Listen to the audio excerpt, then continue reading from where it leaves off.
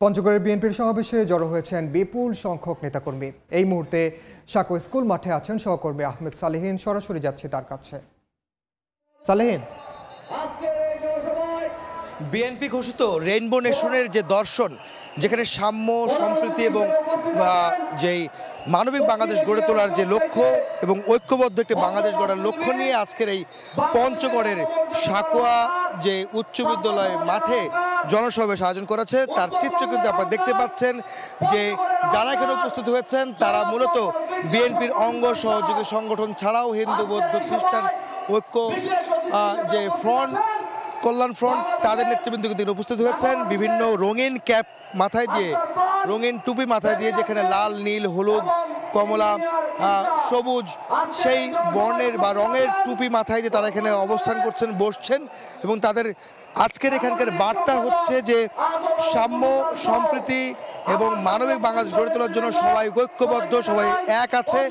তারই একটি প্রতিকৃতি এই সমাবেশে ফুটে উঠেছে। আপনারা দেখতে পাচ্ছেন যে বিভিন্ন রঙের টুপি মাথায় দিয়ে হাজার হাজার নেতাকর্মী, এলাকার বাসিন্দা, স্থানীয় মানুষ যারা রয়েছেন তারা এখানে উপস্থিত হয়েছেন আজকের এই সম্প্রীতির সমাবেশে যোগ দেওয়ার জন্য।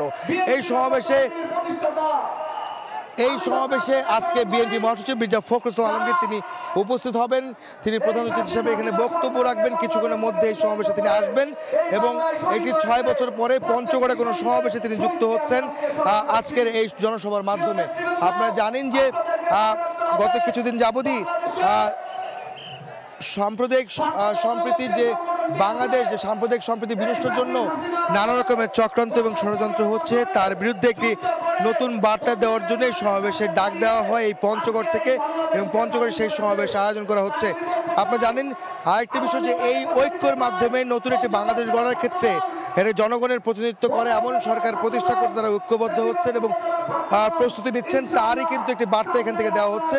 এবং আগামীতে একটি অংশগ্রহণমূলক এবং গ্রহণযোগ্য নির্বাচন হবে, যে নির্বাচনে একটি জনকল্যাণমুখী জনগণের সরকার প্রতিষ্ঠা হবে, যারা সামনে আগামীতে সম্প্রীতির বাংলাদেশ গড়ে তুলতে উদ্যোগী হবেন, সেই প্রত্যাশা কিন্তু এই সমাবেশ থেকে করা হচ্ছে এবং এই সমাবেশ থেকে তারা এই বার্তা দিচ্ছেন।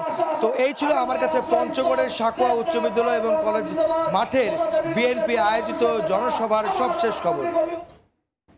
সরাসরি যুক্ত ছিলাম পঞ্চগড়ে।